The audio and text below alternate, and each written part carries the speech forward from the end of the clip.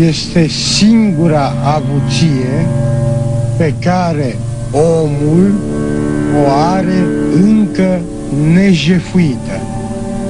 Până acum tot ce a avut omul a fost jefuit, poezia încă nu și-a inventat un Hitler al poeziei ca să fie jefuită de către el.